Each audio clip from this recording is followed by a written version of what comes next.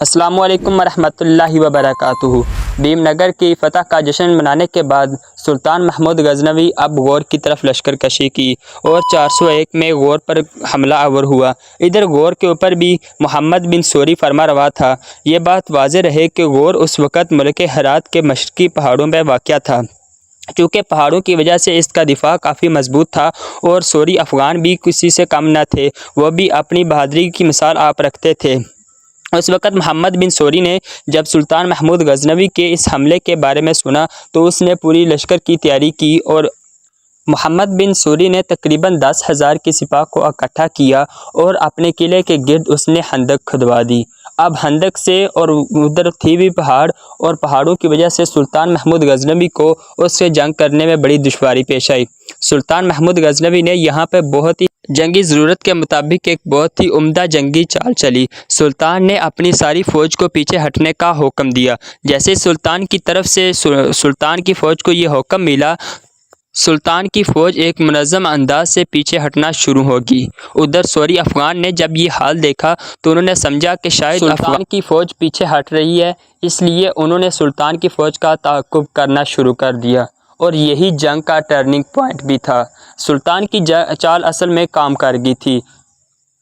جیسے ہی سوری افغان نے سلطان کی فوج کا تعاقب کیا تو سلطان نے پہل تو اپنا تعاقب جاری رکھا اور ساری فوج کو خندق کے باہر لے آیا۔ جیسے ہی سوری افغان کی فوج جو تھی وہ خندق سے باہر نکل آئی اور جہاں پہ سلطان نے دیکھا کہ اب یہاں پہ حملہ کرنے کا بہترین موقع ہے تو سلطان نے پلٹ کے غوریوں کے اوپر دوبارہ حملہ کر دیا۔ سلطان کا حملہ اس قدر تیز تھا کہ افغان غوریوں کو اس بات کی کوئی سمجھ نہ آئی اور جب تک وہ معاملے کی تہ کو سمجھتے سلطان کی فوج نے تیزی سے ان کو کاٹنا شروع کر دیا اور محمد ابن سوری کو گرفتار کر لیا۔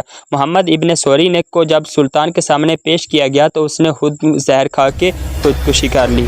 اس کے بعد سلطان محمود غزنوی نے ہندوستان کے اوپر حملے جاری رکھے۔ وہ رئیس اور حاکم جو ابھی تک محکوم نہیں ہوئے تھے، سلطان نے ان کو اپنا محکوم بنایا اور بتوں کو توڑا اور تیزی سے ہندوستان کو تہہ تیگ کرتا گیا۔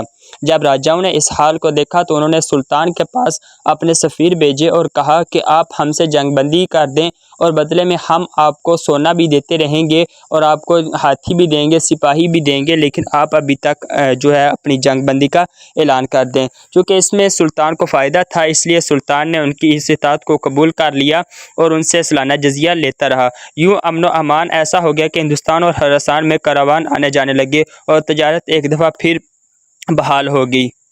اب سلطان دہلی کو بھی تسخیر کرنا چاہتا تھا کیونکہ وہ اس وقت ہندوستان کا دارالحکومت مانا جاتا تھا۔ ارکان دولت نے جب یہ سنا تو جب ارکان دولت نے سلطان کی اس خواہش کو سنا تو انہوں نے کہا کہ ہمیں دہلی کو فتح کرنے سے پہلے پنجاب میں موجود تمام بغاوتوں کو ختم کر کے اپنے کنٹرول میں کرنا چاہیے اور راجہ انند پال کو بھی سبق سکھانا چاہیے۔ انشاءاللہ اپنے آنے والے ایپیسوڈ میں ہم انشاءاللہ دہلی کی تسخیر کے بارے میں دیکھیں گے اور راجہ انند پال کے ساتھ ہونے والی جنگ کو دیکھیں گے۔ جزاک اللہ۔